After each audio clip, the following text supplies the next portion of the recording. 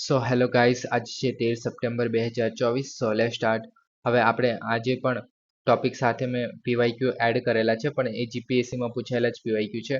પણ આપણે એમાંથી ખાલી એટલું શીખવાનું છે કે કેવી રીતે ક્વેશ્ચન પૂછાય છે, જેથી આપણે જે ટોપિક ભણીએ છીએ એમાંથી આપણે કઈ ઇન્ફોર્મેશન લેવાની છે આપણને ખબર પડે. ઓકે, તો સ્ટાર્ટ કરીએ. હવે આપણે સૌપ્રથમ ટોપિકના ઓવરવ્યૂ જોઈએ. તો સૌપ્રથમ છે ગ્રામ ન્યાયાલય. તો આપણે સુપ્રીમ કોર્ટ દ્વારા ગ્રામ ન્યાયાલય માટેનું સ્ટેટમેન્ટ આપ્યું છે. ત્યારબાદ છે નેશનલ ફ્લોરેન્સ નાઇટિંગેલ પુરસ્કાર, ત્યારબાદ છે મિશન મોસમ, ત્યારબાદ છે partnership for the accelerated innovation and research, ત્યારબાદ છે ભારત અને જીસીસી જે ગલ્ફ કોઓપરેશન કાઉન્સિલ જે છે તેની સંયુક્ત પ્રવૃત્તિ માટેનો એક્શન પ્લાન છે. આની અંદર આપણે જીસીસીની પણ વાત કરશું. ત્યારબાદ છે એક્શન માટે બ્લુ પ્રિન્ટ, ત્યારબાદ છે ભારતની આરોગ્ય ગતિશીલતા 2022-23 માટેનો એક રિપોર્ટ બહાર પાડવામાં આવ્યો છે આપણે હેલ્થ મિનિસ્ટ્રી દ્વારા.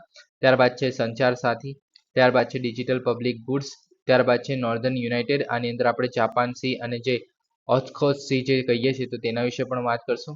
ત્યારબાદ છે પેરાગ્વે નદી, આ ક્યાં આવેલી છે તેના વિશે વાત કરશું. ત્યારબાદ છે સિદ્ધા મેડિકલ જે સિસ્ટમ આપણે કહીએ છીએ તે. ત્યારબાદ છે મિથુન, અને આજનો લેક્ચર જે છે આપણે કન્ક્લુડ કરશું આટલું જોઈને. Okay, so please subscribe, like and share જો તમને આજનો લેક્ચર જે છે ઇન્ટરેસ્ટિંગ લાગી રહ્યો હોય. So let start. હવે સૌ પ્રથમ ટોપિક છે ગ્રામ ન્યાયાલય. હવે ગ્રામ ન્યાયાલયની વાત કરીએ ત્યાર પહેલા આપણે ક્વેશ્ચન્સની વાત કરીએ. તો તમે જોઈ શકો છો સર્વોચ્ચ અદાલતના અધિકાર ક્ષેત્રના સંદર્ભે નીચેના આપેલા વિધાનોમાંથી કયા વિધાન ખરા છે. ઓકે, ત્યારબાદ છે ભારતની સર્વોચ્ચ ન્યાયાલય એડહોક ન્યાયાધીશો બાબતે નીચેના પૈકી કયા વિધાનો સાચા છે. ઓકે, ત્યાર પછી ભારતની સર્વોચ્ચ અદાલતમાં વકીલાત કરવા માટે વકીલોની જે 3 શ્રેણી હકદાર છે. ઓકે, તો આવા મોસ્ટલી આપણે જે ક્વેશ્ચન છે એ આપણે વડી અદાલત અથવા તો હાઈકોર્ટ અથવા તો સુપ્રીમ કોર્ટના જોવા મળે છે. ઓકે, પણ એની કોઈ ગેરંટી નથી કે આપણે ન્યાયતંત્ર ગ્રામનું જે ન્યાયતંત્ર છે એના અવશ્ય નહીં પૂછે. ઓકે, તો એના માટે આ જે છે આપણે ટોપિક જે છે આપણે પ્રોપર કવર કરશું. ઓકે, હવે સૌ પ્રથમ આપણે ટોપિક જોઈએ તો સુપ્રીમ કોર્ટે તાજેતરમાં કહ્યું હતું કે દેશભરમાં જે ગ્રામ ન્યાયાલયની સ્થાપના એ ન્યાયાલય જે છે ન્યાયની પહોંચમાં સુધારો કરવામાં મદદ કરશે. ઓકે, આ તો બધાને ખબર છે. ઓકે, હવે ગ્રામ ન્યાયાલયની વાત કરીએ તો ગ્રામ ન્યાયાલય અધિનિયમ 2008 હેઠળ સ્થાપાયેલું છે. તો આ તમે યાદ રાખી શકો છો, ઇમ્પોર્ટન્ટ બને છે. ઓકે, ભારતની જે ગ્રામીણ વિસ્તારનો જે ન્યાય ઝડપી અને સરળ પહોંચે છે. ઓકે, તો આ બધાને ખબર જ છે. ઘર આંગણે સસ્તો ન્યાય આપવાનું કાર્ય કરે છે. ઓકે, આ પણ બધાને ખબર છે.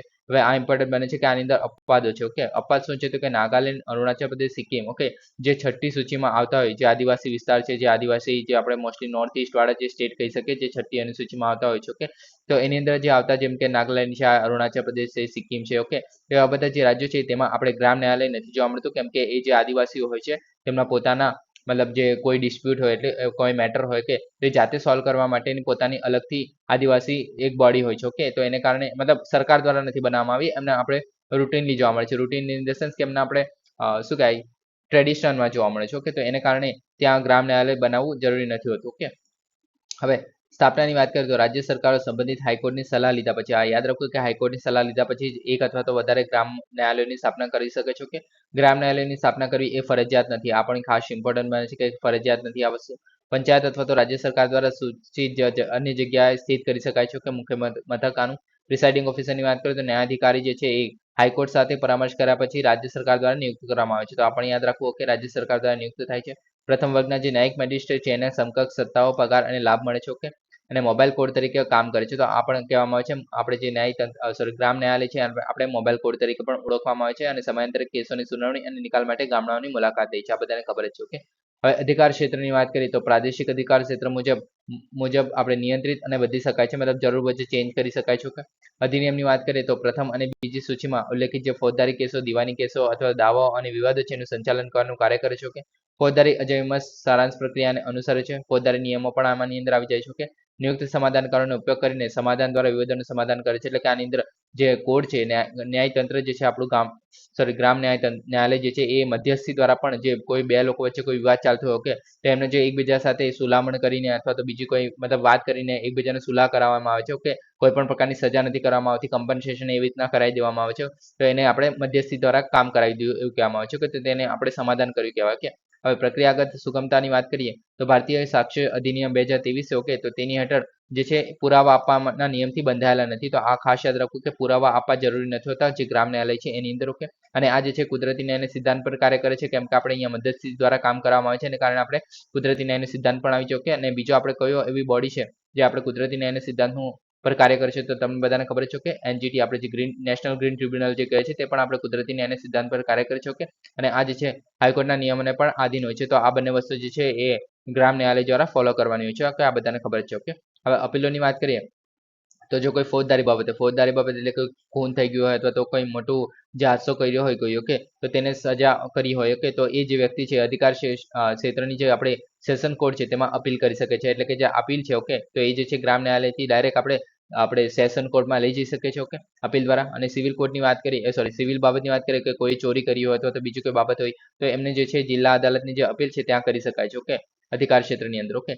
તો આ થઈ ગયા આપણે ગ્રામ ન્યાયાલય, ઓકે. હવે ક્વેશ્ચન્સની વાત કરીએ તો સર્વોચ્ચ અદાલતે અધિકાર ક્ષેત્રના જે સંદર્ભે નીચેના આપેલા વિધાનોમાંથી કયા વિધાન ખરા છે, ઓકે. તો ભારતના જે રાષ્ટ્રપતિ છે એ જાહેર હિતની જે કોઈ પણ બાબતના અંગે અભિપ્રાય મેળવવા માટે ભારતની સર્વોચ્ચ અદાલત પાસે મંતવ્ય નિમંત્રી શકે છે, ઓકે. આ બધાને ખબર છે શું હશે, ઓકે, મેં નથી કહેતો શું છે, ઓકે. સર્વોચ્ચ અદાલત દ્વારા સલાહકારી અધિકાર ક્ષેત્ર હેઠળ આપવામાં આવેલા જે અભિપ્રાય છે સરકારને બંધન કરતા નથી, ઓકે. આપણે બધાને ખબર છે.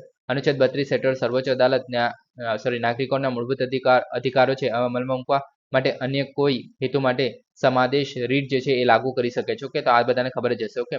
તો આનો આન્સર શું આવશે? તો કે 1, 2 અને 3 3 સાચા છે, ઓકે. બધાને ખબર જ હતી આ તો, ઓકે. હવે ભારતની સર્વોચ્ચ ન્યાયાલય એડહોક ન્યાયાધીશની છે, ઓકે. તો એડહોક ન્યાયાધીશ બાબતે નીચેનામાંથી કયા વિધાનો સાચા છે, ઓકે. તો સર્વોચ્ચ અદાલત સર્વોચ્ચ ન્યાયાલયમાં હાઈકોર્ટના જે ન્યાયાધીશ છે અને સર્વોચ્ચ ન્યાયાલયના જે નિવૃત્ત ન્યાયાધીશ છે એ બંને એડહોક ન્યાયાધીશ તરીકે કાર્ય કરી શકે છે. આ બધાને ખબર છે, ઓકે. ભારતના મુખ્ય ન્યાયાધીશ સંસદની પૂર્વ મંજૂરીથી જ નિવૃત્તિ ન્યાયાધીશની એડહોક ન્યાયાધીશ તરીકે નિમણૂક કરી શકે છે. સર્વોચ્ચ ન્યાયાલયના જે ન્યાયાધીશને દૂર કરવા માટે બંધારણીય સંરક્ષણ તેમને લાગુ પડે છે, ઓકે. તો આનો આન્સર શું આવશે? આનો આન્સર છે માત્ર 1 અને 2, ઓકે. ત્રીજું કેમ ખોટું છે? તો કે જે ન્યાયાધીશને દૂર કરવા માટે બંધારણીય સંરક્ષણ નથી આપવામાં આવતું, જેમ કે આપણે મતલબ મહાભિયોગ જેવી પ્રક્રિયા દૂર નહીં કરવામાં આવે, ઓકે. આપણે સર્વોચ્ચના જે આપણે ન્યાયાલયના જે ન્યાયાધીશ હશે તેમને દૂર કરવા માટે મહાભિયોગ તો કરી શકે છે, પણ આપણે એડહોક જે ન્યાયાધીશ હશે તેમને આપણે દૂર કરવા માટે ફરીથી મહાભિયોગ જેવી પ્રક્રિયા નથી ફોલો કરતા, ઓકે. તો મેં તો નથી સાંભળ્યું કે કોઈ દિવસ ફોલો થઈ હોય, તમારું ખબર નહીં, ઓકે.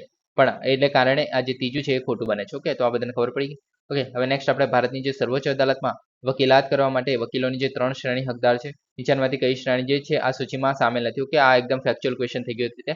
તો આનો આન્સર છે આપણે સંવૈધાનિક જે વકીલો છે ત્યાંની અંદર સામેલ નથી કરવામાં આવતા, ઓકે. હવે આગળની વાત કરીએ. હવે આપણે સંવૈધાનિક વકીલો કેમ? તો કે આપણે બધાને ખબર છે આપણે એડવોકેટ જનરલ ઓફ ઇન્ડિયા જે કહીએ છીએ, ઓકે. તો એ જે છે આની અંદર નહીં ફોલો થાય, ઓકે. કેમ કે આપણે વરિષ્ઠ વકીલો આવી જાય છે, નોંધણી ઉપરના વકીલો આવે છે, અન્ય વકીલો આવી જાય છે, ઓકે. પણ આપણે ગવર્મેન્ટ ઓફ ઇન્ડિયામાં કામ કરતા હોય તે વકીલોને આપણે જે શ્રેણી છે એની અંદર નથી ગણવામાં આવતો, ઓકે. હવે આગળ વાત કરીએ તો નીચેના પૈકી કયા વિધાનો જે છે સાચા છે, ઓકે. તો વડી અદાલત જે ન્યાયાધીશો છે એ પગાર અને ભથ્થા અને ખર્ચ ભારતના એકીકૃત ભંડોળમાંથી કરવામાં આવે છે, ઓકે. વડી અદાલતના કર્મચારી વર્ગ જે છે એ પગાર ભથ્થા અને તેમના પેન્શન તથા વહીવટી ખર્ચા રાજ્યના એકત્રિત ભંડોળમાંથી આકરવામાં આવે છે, ઓકે. વડી અદાલતના નિવૃત્ત ન્યાયાધીશો છે સર્વોચ્ચ અદાલત સિવાયની અન્ય કોઈ અદાલતમાં પ્રેક્ટિસ કરી શકે નહીં, ઓકે. આમાંથી આન્સર શું આવશે? તો કે માત્ર 2 જે છે એ આપણે સાચું છે અહીંયા, ઓકે. હવે આમાં કેમ સાચું છે? તો કે પહેલી વાત કે વડી અદાલતને જે ન્યાયાધીશ અને પગાર ભથ્થા છે એ ભારતના એકીકૃત ભંડોળમાંથી કરવામાં આવતા નથી, ઓકે. આ અહીંયા જે છે રાજ્યના એકીકૃત ભંડોળમાંથી કરવામાં આવશે. પણ અહીંયા જે છે અહીંયા એક વસ્તુ ડાઉટ છે મને, કેમ કે આપણે જે પેન્શન હોય છે, ઓકે, તો રાજ્યના જે આપણે વડી અદાલત છે એટલે કે હાઈકોર્ટ છે, ઓકે. તો હાઈકોર્ટના જે કર્મચારી અથવા તો આપણે શું કહેવાય જે ન્યાયાધીશો છે, ઓકે, તો એમના જે પગાર જે છે પેન્શન જે છે, પગાર તો આપણે રાજ્ય ભંડોળમાંથી જાય છે પણ પેન્શન જે છે ભારતના એકીકૃત ભંડોળમાંથી આપવામાં આવતું હોય છે, ઓકે. હવે વડી અદાલતના નિવૃત્ત ન્યાયાધીશો છે એ સર્વોચ્ચ અદાલત સિવાય અન્ય કોઈ પણ અદાલતમાં પ્રેક્ટિસ કરી શકે નહીં. આ પણ ખોટું છે, કેમ કે કરી શકે છે કોઈ પણ અદાલતમાં પ્રેક્ટિસ, ઓકે. આટલું થઈ ગયું. હવે નેક્સ્ટ આપણે ભારતના સર્વોચ્ચ ન્યાયાલય અને ઉચ્ચ ન્યાયાલય દ્વારા જારી કરવામાં આવેલા યાચિકાઓના સંદર્ભે નીચેના આપેલા વિધાનોમાંથી કયું વિધાન સાચું છે, ઓકે. તો બંધી પ્રત્યક્ષીકરણ આજ્ઞાપત્ર માત્ર જાહેર સંસ્થાઓના વિરુદ્ધ જારી કરી શકાય છે, ઓકે. આ બધાને ખબર જ છે, ઓકે. પરમાદેશ ધ રીટ ઓફ મેન્ડેમસ, ઓકે, કોઈ પણ વ્યક્તિ અથવા તો સંસ્થા વિરુદ્ધ જારી કરી શકાય નહીં. પ્રતિષેધની યાચિકા જે છે ફક્ત ન્યાયિક અથવા તો અર્ધન્યાયિક જે સત્તાધારી છે એમના વિરુદ્ધ જારી કરી શકાય છે. અને ઉત્પ્રેષણ જે છે એ કાયદાકીય સંસ્થા અને વ્યક્તિઓની સામે ઉપલબ્ધ છે, ઓકે. તો આનો આન્સર શું આવશે? 2 અને 3, ઓકે. તો આપણને બધાને ખબર છે કે બંધી પ્રત્યક્ષીકરણ આવે ત્યારે જે છે એ જાહેર સંસ્થાઓ સામે પણ અને જે આપણે પ્રાઇવેટ વ્યક્તિ હોય તેના વિરુદ્ધ પણ આપણે કરી શકીએ છીએ. સુપ્રીમ કોર્ટ એને કહી શકે છે ભાઈ શરીર હાજર કરો એમ, કોઈ પણ પ્રાઇવેટ વ્યક્તિ હશે, ઓકે, તેને, ઓકે.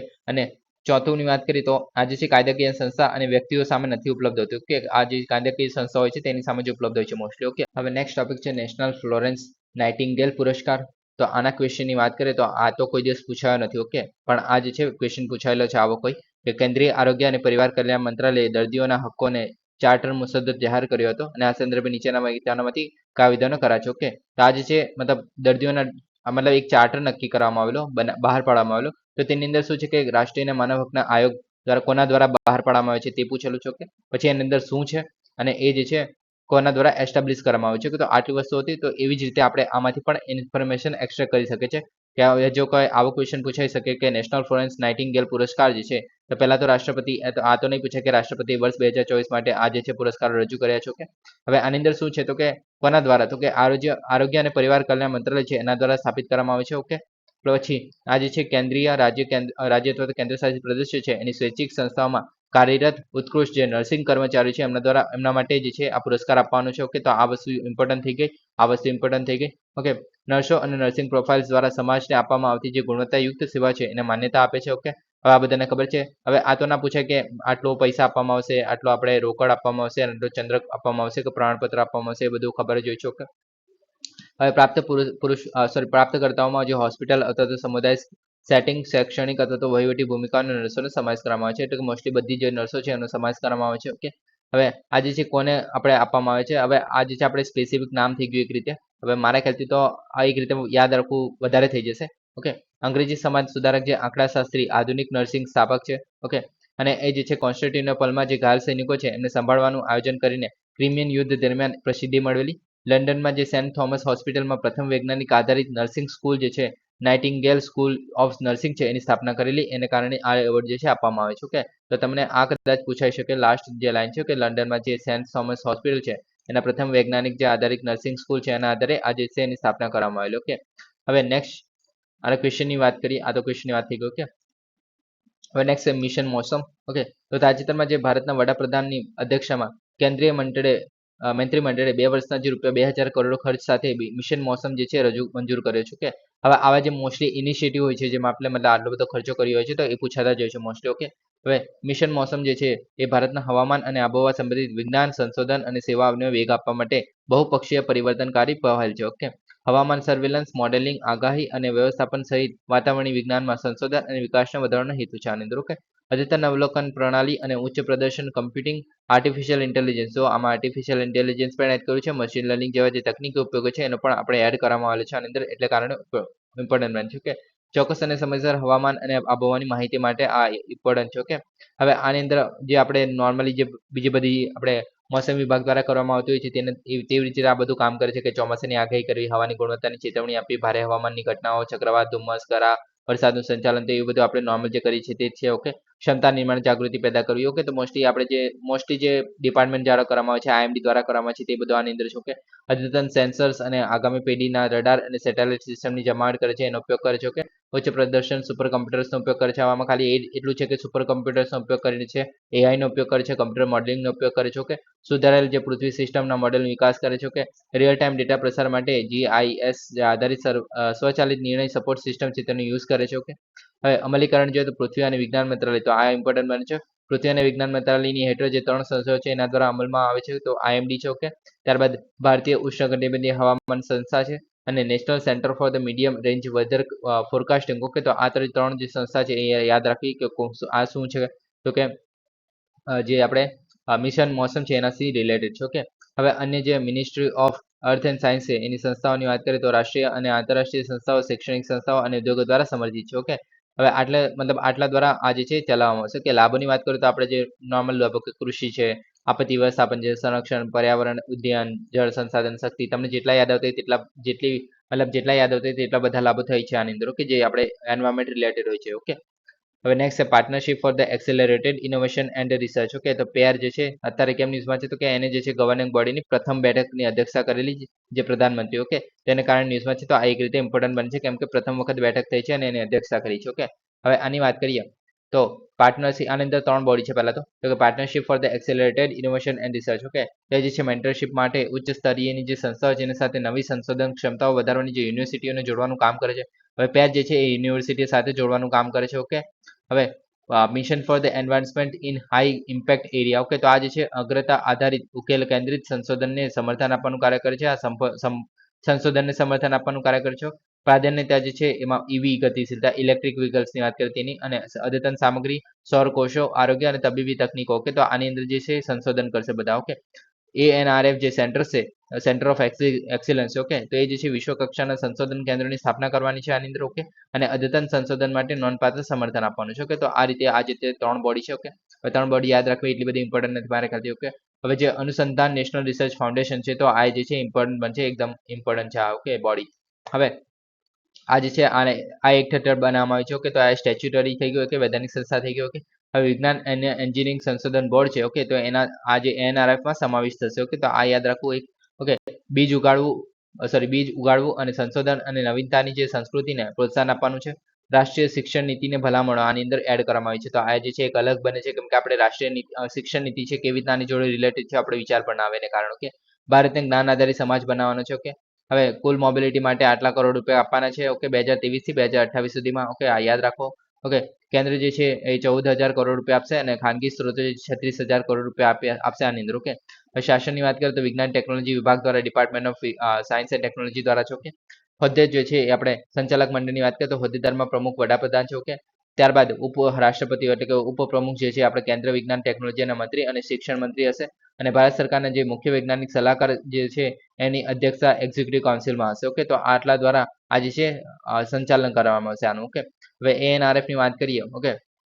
તો એ જે છે ભારતના સંશોધન ઇકોસિસ્ટમના મુદ્દાઓ માટે છે, જેમ કે આમાં સંશોધનમાં રોકાયેલી જે થોડી ઉચ્ચ શિક્ષણ સંસ્થાઓ એને સમર્થન આપવાનું છે એક રીતે. પછી સંશોધનમાં મુખ્યત્વે વિશિષ્ટ સંસ્થાઓ જેમાં IIT સુધીના બધા આપણે સંસ્થાઓનો સમાવેશ થાય છે, કે કેટલાક મંત્રાલયો દ્વારા અલગ અલગ જે રિસર્ચ એન્ડ ડેવલપમેન્ટ કાર્યક્રમો છે એના કાર્યક્ષમ તરફ દોરી જાય છે, ઓકે. તો આ બધાને આપણે ટેકલ કરવા માટે આને આપણે ઉપયોગ કરવાનો છે, ઓકે. તો આ થઈ ગયું આપણે ANRF, ઓકે. હવે નેક્સ્ટ આપણે ભારતમાં જે GCC સંયુક્ત પ્રવૃત્તિઓ માટે એક્શન પ્લાન, ઓકે. હવે આની અંદર આપણે GCC એટલે કે ગલ્ફ કાઉન્સિલ કોર્પોરેશન કાઉન્સિલ છે એના વિશે પણ વાત કરશું, ઓકે. હવે કેમ ઇમ્પોર્ટન્ટ બને છે તો એના માટે ક્વેશ્ચન છે, ઓકે. તો G20 ના કેટલા એશિયન દેશ જે છે એ સભ્યો છે, ઓકે. તો કેટલા સભ્યો છે એ આપણે જાણવું જરૂરી છે એક રીતે, તો 7 સભ્યો છે, ઓકે. કેમ કે ક્વેશ્ચન પૂછાઈ ગયેલો છે, ઓકે. હવે આના વિશે વાત કરીએ તો એક મિનિટ. હવે સંયુક્ત કાર્ય યોજના આપણે જે સંયુક્ત પ્રવૃત્તિ માટે એક્શન પ્લાન છે, ઓકે. તો સંયુક્ત કાર્ય યોજના બનાવવામાં આવી છે 2024 થી 28 સુધી માટે. આ જે છે પહેલી જે ભારત ગલ્ફ કોર્પોરેશન કાઉન્સિલ હતી એની વ્યૂહરચનાના સંવાદ માટે સંયુક્ત મંત્રી સ્તરીય બેઠક અપનાવવામાં આવી હતી, ઓકે. તો આ જે છે first Bharat gulf corporation council હતી, તો આ યાદ રાખવું કે પહેલી વાર થઈ છે, એમ તો પહેલી વાર નથી થઈ, આગળ પણ થઈ છે મારા ખ્યાલથી, ઓકે. હવે ભારત GCC સંયુક્ત પ્રવૃત્તિ માટે એક્શન પ્લાનની વાત કરીએ તો સંયુક્ત કાર્ય યોજના જે છે 2024 થી 28 સુધી ચાલવાનું છે. પહેલા તો શેમાં તો આરોગ્ય, વેપાર, સુરક્ષા, કૃષિ, ખાદ્ય સુરક્ષા, પરિવહન, ઉર્જા, સંસ્કૃતિ વગેરે, એટલે કે મોસ્ટલી બધા આપણે ક્ષેત્રોની આવી ગયા, ઓકે. પરસ્પર સહમતિ અને આધારે સહકારનું વધુ ક્ષેત્રોમાં સમાવેશ કરવો આ પણ બધાને ખબર જ હોય છે કે સહકાર કરવાનો છે એકબીજાને, ઓકે.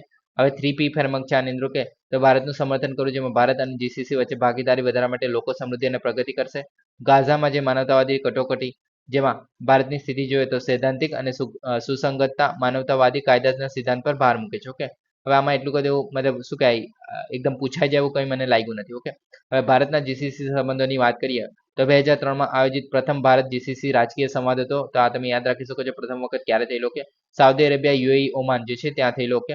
હવે દ્વિપક્ષીય વેપારની વાત કરીએ તો નાણાકીય વર્ષ 2023-24માં આટલા USD બિલિયનનું આપણે ટ્રેડ કર્યું છે, ઓકે. દ્વિપક્ષીય વેપાર થયો છે ઇન્ડિયાની આપણે જે ગલ્ફ કન્ટ્રીઝ છે તેના જોડે, કે FDI ની વાત કરીએ તો UAE જે છે ભારતમાં FDI નો 7મો સૌથી મોટો સ્ત્રોત છે, કે સૌથી મોટો પહેલો કયો છે તો કે USA જે છે સૌથી મોટો સ્ત્રોત છે, કે બધાને ખબર છે. તો કે ડાયસ્પોરાની વાત કરીએ, ડાયસ્પોરા એટલે કે જે ભારતના મૂળના લોકો જે UAE અથવા તો જે ગલ્ફ કન્ટ્રીઝ છે એમાં રહેતા હોય તેની વાત છે, ઓકે.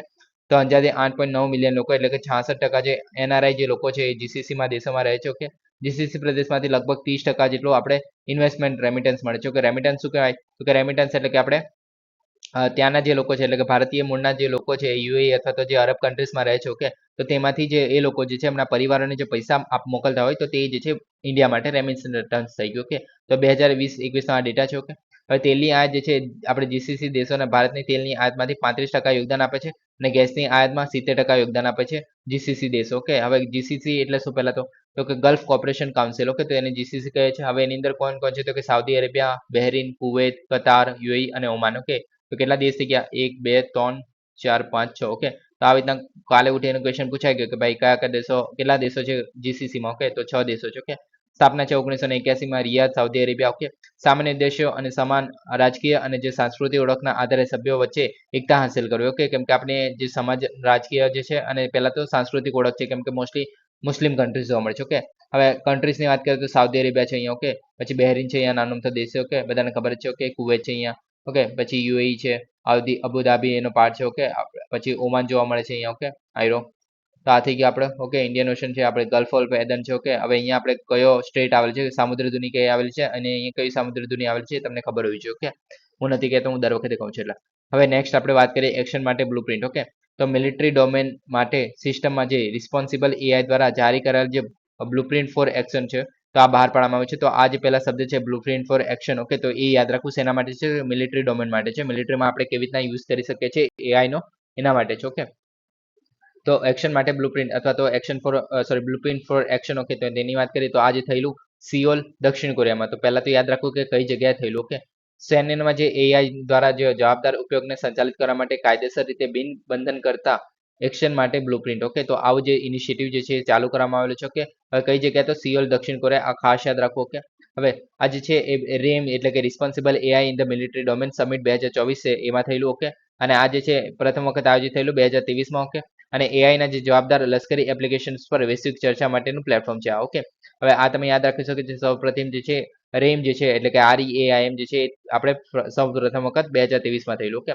હવે બ્લુપ્રિન્ટ ફોર ધ એક્શનની મુખ્ય વિશેષતાની વાત કરીએ તો આંતરરાષ્ટ્રીય શાંતિ અને સુરક્ષા પર જે અસર, જેમ કે આપણે સૈન્યમાં જે એઆઈની એપ્લિકેશન આંતરરાષ્ટ્રીય શાંતિ, સુરક્ષા, સ્થિરતા માટે જાળવવી જોઈએ અને નબળી પાડવી જોઈએ નહીં. ઓકે, હથિયાર રેસ, ખોટી ગણતરી, ઉન્નત અને જે સંઘર્ષના થ્રેશોલ્ડને ઘટાડવા સહિત બંને નજીકના અને જે અણધાર્યા જોખમો છે એને ઓળખે છે. એટલે કે આપણે મિલિટરીમાં જો એઆઈ નો યુઝ કરીએ તો આપણે એનાથી કેવી રીતના ઇફેક્ટ પડી શકે તો તેના વિશે વાત કરવામાં છે શોર્ટમાં. ઓકે, માનવ નિયંત્રણ અને પરમાણુ શસ્ત્રો. તો પહેલા તો પરમાણુ શસ્ત્ર માટે તો ઓછામાં ઓછા કરવા જેવા માનવ નિયંત્રણ હોવું જોઈએ પહેલા તો એને સંડોવણીમાં. ઓકે, અને પરમાણુ શસ્ત્રોથી મુક્ત વિશ્વને અંતિમ ધ્યેયને સમર્થન આપે છે આમાં પણ. ઓકે, એટલે કે આપણે પરમાણુ મુક્ત કરવાનું છે વર્લ્ડને. ઓકે, તે રીતે વાત કરવામાં આવે છે. જવાબદાર એઆઈ ની વાત કરીએ તો એઆઈ જે એપ્લિકેશન છે નૈતિક અને માનવ કેન્દ્રિત હોવા જોઈએ પહેલા તો. ઓકે, રાષ્ટ્ર અને આંતરરાષ્ટ્રીય કાયદાનું પાલન કરવું જોઈએ. ઓકે, અને સખત જે પરીક્ષણ અને મૂલ્યાંકન છે. ઓકે, ત્યાં ટ્રેનિંગ અને જે આપણે શું કહેવાય એસ્ટિમેશન. ઓકે, પ્રોટોકોલ પર સંવાદને પ્રોત્સાહન આપવાનું છે. ઓકે, હવે એઆઈ નું ભાવિ શાસનની વાત કરીએ તો શાસન ચર્ચાઓમાં ખુલ્લી અને સમાવિષ્ટ હોવી જોઈએ. ઓકે,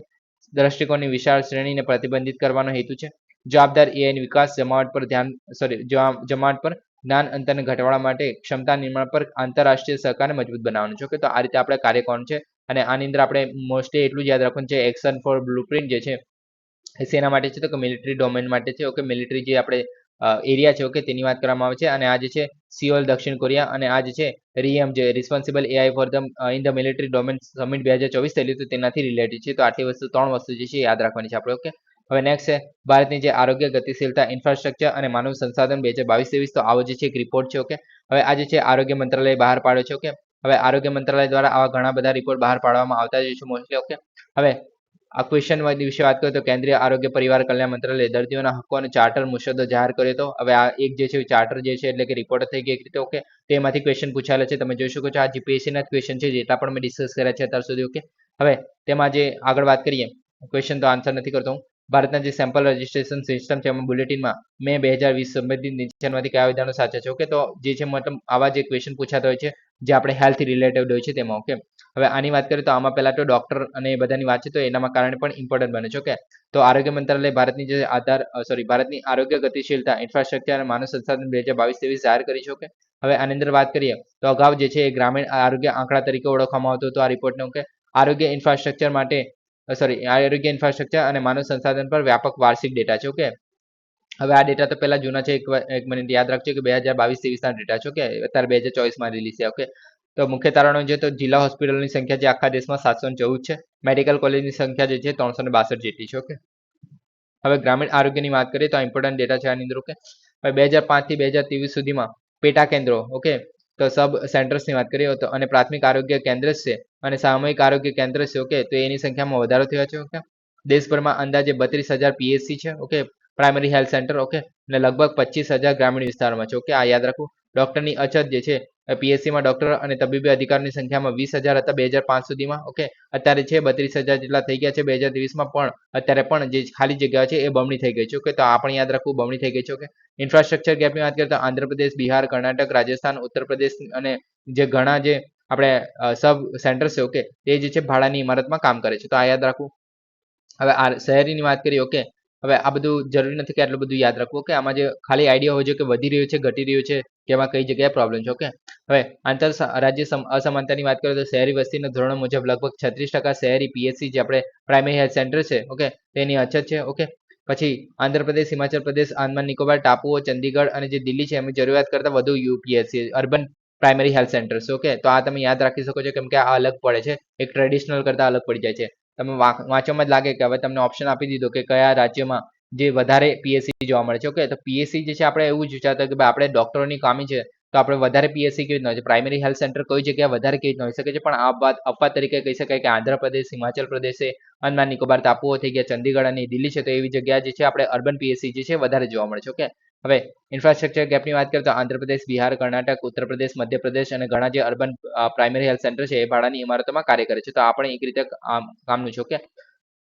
હવે ભારતની જે પબ્લિક હેલ્થ સિસ્ટમની વાત કરીએ તો આ તો મોસ્ટ ઇમ્પોર્ટન્ટ બનશે. પહેલા તો આમાં જે રેશિયો છે, ઓકે, તો ડોક્ટર જનસંખ્યાનો રેશિયો ગુણોત્તર એક જે છે એક ડોક્ટર જે છે 834 લોકો પર એક ડોક્ટર હોવો જોઈએ. ઓકે, એની અંદર એલોપેથી અને જે આયુષ ડોક્ટર છે એ બંનેનો સમાવેશ થાય છે. ઓકે, હવે આમાં 3 સ્તરીય સિસ્ટમ જોવા મળે છે. હવે અહીંયા જો કે આમાં જો બંને સરખા છે. ઓકે, તો જે આપણે પ્રાથમિક સ્તરની વાત કરીએ તો પહેલા તો પીએચસી આવી જાય જે હોય છે 20,000 થી 30,000 લોકોની વસ્તી ઉપર. ઓકે, પછી પેટા આરોગ્ય કેન્દ્ર જે હોય છે એ 3,000 થી 5,000 ની વસ્તી પર હોય છે. ઓકે, આ જે છે પ્રાથમિક સ્તરમાં આવી જાય છે આટલી વસ્તુ. ઓકે, પછી માધ્યમિક સ્તરની વાત કરીએ તો પેટા જિલ્લા હોસ્પિટલો અને જે સામુદાયિક આરોગ્ય કેન્દ્ર જે છે એ આપણે 80,000 થી 1,20,000 વસ્તી પર જોવા મળે છે. ઓકે, અને જે પેટા જિલ્લા હોસ્પિટલ જોવા મળે છે એની ઉપર, અને તૃતીય સ્તરમાં જોઈએ તો જિલ્લા હોસ્પિટલો જોવા મળે છે અને ઉપર મેડિકલ કોલેજ સાથે હોસ્પિટલ જોવા મળે છે. ઓકે, તો આ બધા આપણે પ્રથમ, દ્વિતીય અને 3 સિસ્ટમ જોવા મળે છે ભારતની જે પબ્લિક હેલ્થ સિસ્ટમ છે એની અંદર. ઓકે, તો આ થઈ ગયું આપણું પબ્લિક હેલ્થ સેન્ટર માટેનું. ઓકે, હવે આ ક્વેશ્ચન આપણે જોઈ લીધું, તો આને આન્સર જોઈએ. હવે આન્સર અત્યારે કઈ ફાયદો નથી જોવાનો એમ તો, કેમ કે આ 3 સાચા છે. ઓકે, હવે કેમ કે આ જૂનો કરંટ અફેરનો ટોપિક થઈ ગયો એને કારણે. ઓકે, હવે આગળ વાત કરીએ સંચાર સાથી. ઓકે, તો આ જે છે પહેલા તો નામ જ યાદ રાખો કે સંચાર સાથી શું છે. હવે એ જે છે શેના માટે છે, તો 1 કરોડથી વધુ છેતરપિંડી કરનાર જે મોબાઈલ કનેક્શન છે એને કાપી નાખ્યા હતા. ઓકે, તો આ તમને એક રીતે આ સ્ટેટમેન્ટ ઇમ્પોર્ટન્ટ બને છે. ઓકે, ત્યારબાદ હવે સંચાર સાથીની વાત કરીએ તો ટેલિકમ્યુનિકેશન વિભાગ દ્વારા આ ચલાવવામાં આવશે. ઓકે, તો આ યાદ રાખવું ટેલિકમ્યુનિકેશન વિભાગ છે. ઓકે, સાયબર છેતરપિંડી સામે લડવા માટે નાગરિકોને કેન્દ્રિત પ્લેટફોર્મ છે, નાગરિકોને શંકાસ્પદ કોલ અને જે સંદેશાઓની જાણ કરવા સક્ષમ બનાવે છે. ઓકે, હવે આ પણ ઇમ્પોર્ટન્ટ બને છે. ઓકે, હેતુ પૂછાઈ શકે છે. હવે આ જે છે આની અંદર વિવિધ મોડ્યુલો છે તો આ જે છે પૂછાઈ શકે છે. ઓકે, હવે ચક્ષુ જે છે એ રિપોર્ટ શંકાસ્પદ છેતરપિંડી સંચાર છે. CEIR જે છે તમામ ખોવાયેલા ચોરાયેલા જે મોબાઈલ છે એને બ્લોક કરવાનું કાર્ય કરે છે. TFCEOP જે છે તમારા જે નામે લીધેલા જે મોબાઈલ કનેક્શન એને જાણવાનું કાર્ય કરે છે. KYM જે છે તમારા મોબાઈલ જે IMEI જે વેરિફિકેશન છે એને જાણવા માટે હેલ્પ કરી શકે છે. રિકવિન જે છે ભારતીય નંબર સાથે ઇનકમિંગ ઇન્ટરનેશનલ કોલ્સની જાણ કરે છે. ઓકે, અને KYI જે છે તમારા વાયરલાઇન ઇન્ટરનેટ સેવા છે એ પ્રદાતાની જાણ કરે છે. ઓકે, તો આ બધું છે આની અંદર સમાવેશ થાય છે. ઓકે, ખાલી આઈડિયા રાખવાની વાત છે આની અંદર. ઓકે, તો સંચાર સાથી જે છે શેના માટે કામ કરે તો મોસ્ટલી જે છેતરપિંડીની વાત કરતા હોય ત્યારે આપણે સંચાર સાથી આવે છે અને તે જે છે ટેલિકોમ્યુનિકેશન વિભાગ દ્વારા બહાર પાડવામાં આવે છે. ઓકે, આટલું વસ્તુ તો યાદ રાખી શકો. ઓકે, કેમ કે આપણે આગળ પણ એવા ક્વેશ્ચન પૂછાઈ ગયા છે. તમે જોઈ શકો છો કે વિજ્ઞાન જ્યોતિ કાર્યક્રમ છે એ બાબતના નીચેનો કયા વિધાન સાચું છે, આવા જૂનો ક્વેશ્ચન છે. તો આ કાર્યક્રમ કાલે પહેલા તો બહાર પાડવામાં આવેલો, કયા વિભાગ દ્વારા બહાર પાડવામાં આવેલો. ઓકે, પછી હાલમાં 50 જે જવાહર નવોદય વિદ્યાલય છે એને સફળતાપૂર્વક ચલાવી રહ્યા છે. ઓકે, પછી કાર્ય જે જવાહરલાલ નવોદય વિદ્યાલય છે, તો મતલબ આ રીતે જે સ્પેસિફિકેશન છે એ પણ આપણે જાણવી જરૂરી છે. ઓકે, હવે કાલે ઉઠીને આ જે ઓપ્શન છે, ઓકે, એ 4 ઓપ્શન્સમાં આવી જાય તો તમે શું કરો, એ આપણે એટલીસ્ટ આઈડિયા તો હોવું જોઈએ તો આપણે એનો આન્સર કરી શકીએ. ઓકે, તો આ રીતે ઇનિશિયેટિવ પૂછવામાં છે તે હવે મતલબ ટોપિક પર ધ્યાન આપવું જરૂરી બને છે. ઓકે, હવે નેક્સ્ટ આપણે વાત કરીએ ડિજિટલ પબ્લિક ગુડ્સ. ઓકે, તો ઇલેક્ટ્રોનિક્સ અને ઇન્ફોર્મેશન ટેકનોલોજી મંત્રાલય દ્વારા આ બહાર પાડવામાં આવ્યું છે. ઓકે, અને એ જે છે ડિજિટલ સાર્વજનિક ચીજ વસ્તુઓના જે પ્રોજેક્ટ છે એમાં કૌશલ્ય વધારવા માટે ડિજિટલ ઇન્ડિયા વિઝન હેઠળ આ ત્રીજું છે. ઓકે, પહેલના ત્રીજા તબક્કા તરીકે શરૂ કરવામાં આવ્યું છે. ઓકે, તો ડિજિટલ ઇન્ડિયા વિઝન છે એના હેઠળ છે, આ યાદ રાખવું. ઓકે, હવે ડિજિટલ પબ્લિક ગુડ્સની વાત કરીએ તો ડીજીપી. ઓકે, ડિજિટલ પબ્લિક જે આપણે ડિજિટલ પબ્લિક ગુડ્સ છે, સોરી અહીંયા ભૂલ છે. ઓકે, અહીંયા ડીજીપી નહીં ડીપીજી આવશે. ઓકે, એ જે છે ઓપન સોર્સ ટેકનોલોજી છે. ઓકે, હવે તેમાં open data, open AI models, open standards અને ઓપન કનેક્ટેડનો સમાવેશ થાય છે. ઓકે, પછી આમાં જે દેશમાં ડિજિટલ પબ્લિક ઇન્ફ્રાસ્ટ્રક્ચરને કાર્યરત, હવે ડિજિટલ પબ્લિક ઇન્ફ્રાસ્ટ્રક્ચરમાં ઉદાહરણો પણ આપેલા છે જેમ કે આધાર થઈ ગયું, યુપીઆઈ થઈ ગયું, ડિજીલોકર થઈ ગયું. તો આ જ રીતે આપણે ડિજિટલ પબ્લિક ઇન્ફ્રાસ્ટ્રક્ચર કહેવામાં આવે છે જેની અંદર આપણે ડિજિટલ આઈડેન્ટિટી જે આપણે આધાર થઈ ગયું, યુપીઆઈ થઈ ગયું, પેમેન્ટ માટેનું ડેટા એક્સચેન્જ માટેનું આપણે જે એકાઉન્ટ એગ્રીગેટર્સ થઈ ગયા. ઓકે, તો આપણે જે પેમેન્ટ માટે ડેબિટ કાર્ડ ને બધું યુઝ કરીએ છીએ. ઓકે, તો તેની વાત છે. ઓકે, તો એ બધા છે આપણે ડિજિટલ પબ્લિક ઇન્ફ્રાસ્ટ્રક્ચર કહીએ છીએ. ઓકે, તો તેનો સમાવેશ થાય છે.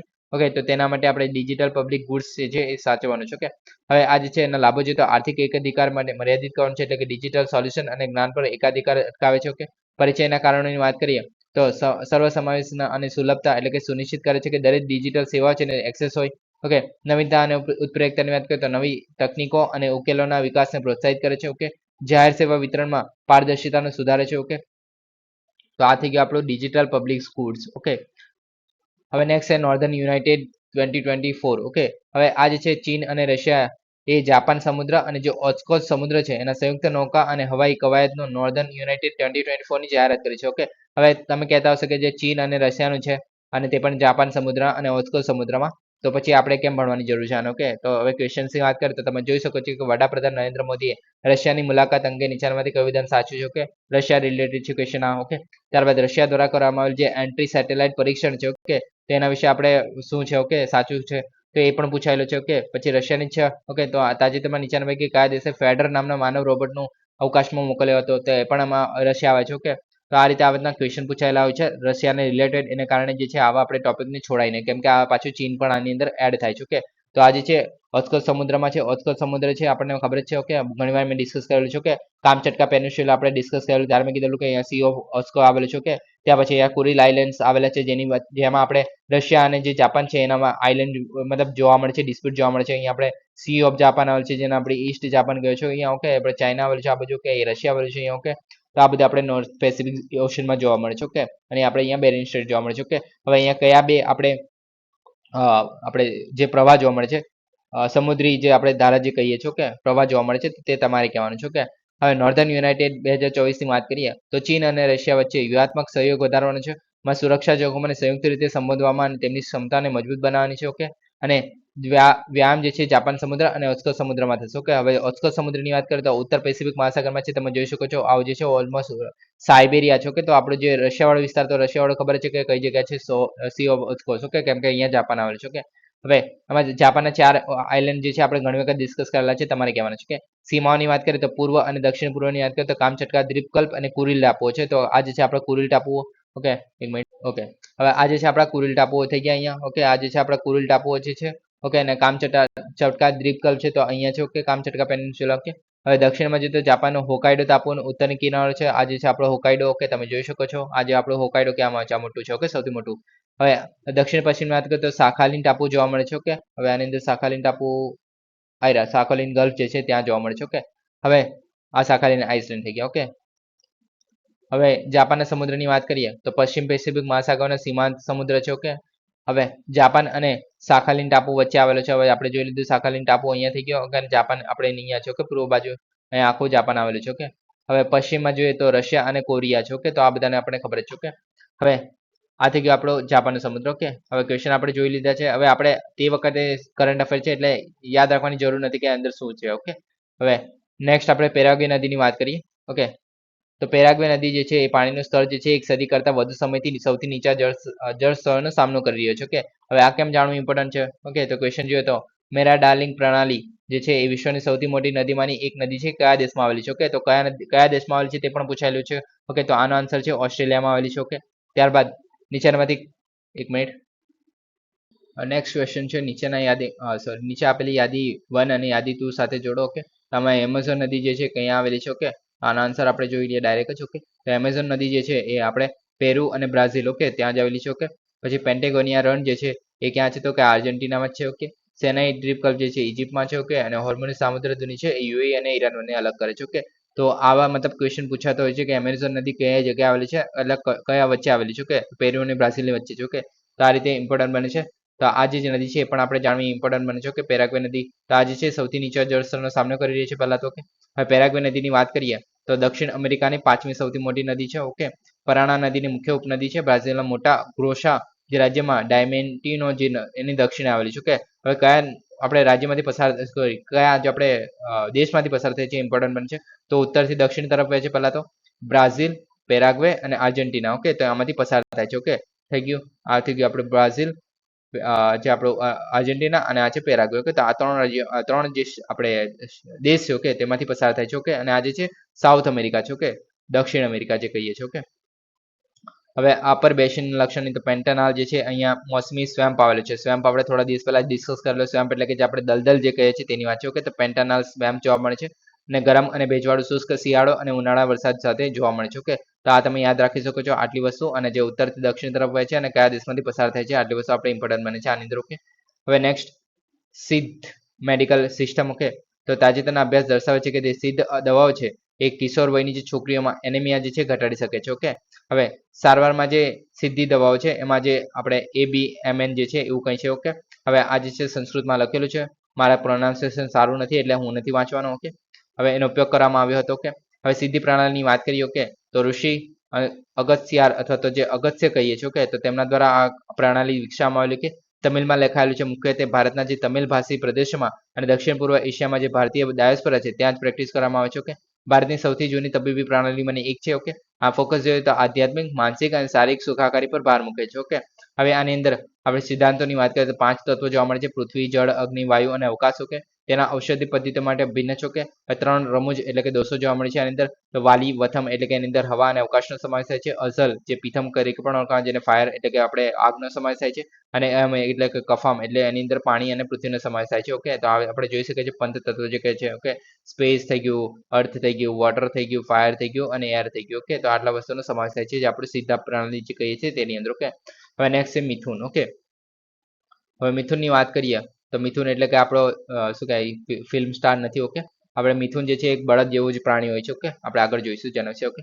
મુખ્યપ્રધાને તાજેતરમાં જણાવ્યું હતું કે જે આસામમાં બોવાઈન જે પ્રાણી મિથુન છે એ પ્રથમ વખત જોવા મળ્યું હતું. ઓકે, હવે મિથુન જે છે આવું કંઈ દેખાય છે. ઓકે, તમે જોઈ શકો છો. ઓકે, હવે આ જે છે ઘણા ટાઈમ પછી આસામમાં જોવા મળે છે અને આ જે છે મોસ્ટલી આપણે નોર્થ ઈસ્ટ વાળો રિજન છે ત્યાં જોવા મળે છે. નોર્થ ઈસ્ટ એટલે કે આપણે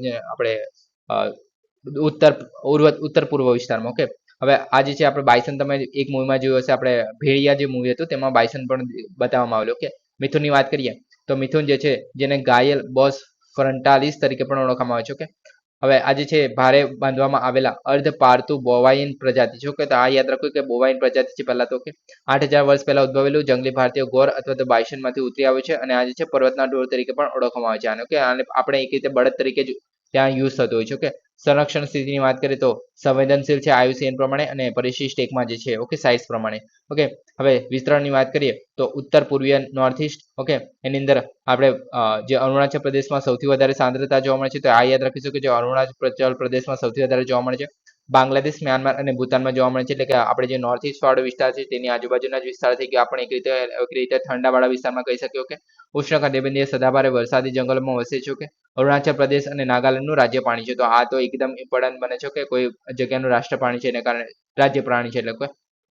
અને અરુણાચલ પ્રદેશના આદિવાસીઓ છે એના દ્વારા સોલુંગ ઉત્સવમાં ઉજવવામાં આવે છે. ઓકે, તો આ પણ ઉત્સવ યાદ રાખવો. કે આ 3 વસ્તુ ઇમ્પોર્ટન્ટ બને છે આની અંદર. ઓકે, હવે શારીરિક લક્ષણો જે છે એક રીતે યાદ રાખવાની જરૂર નથી. ઓકે, ભારતીય બાયસન જેવું છે. ઓકે, પરંતુ કદમાં નાનું છે. ઓકે, મજબૂત રીતે બાંધેલા મોટા કદના પ્રાણીના સરેરાશ વજન કરતા જે 400 થી 650 કિગ્રા જેટલું જોવા મળે છે. કે વિશિષ્ટ માટું, પહોળા આગળના હાડકા, સપાટ આકારનો ચહેરો અને આગળના ભાગથી ઊંધા ત્રિકોણ જેવું દેખાય છે. ઓકે, શિંગડાની બાજુમાં બહાર આવે છે. ઓકે, સફેદ, પીળા, કાળા સુધી રંગમાં ભિન્ન હોય છે. ઓકે, યુવાન મિથુન આછાથી ઘેરા બદામી રંગનો હોય છે અને ઉંમર સાથે ઘાટા થતા જાય. કે સામાન્ય પુખ્ત રંગોની વાત કરીએ તો સફેદ નિશાનો સાથે કાળા નિશાનો સાથે સફેદ અને આલ્બિનો અથવા તો શુદ્ધ કાળો જોવા મળે છે. તો આવા કલર પણ જોવા મળે છે. આ બધું યાદ રાખવાની જરૂર નથી. ઓકે,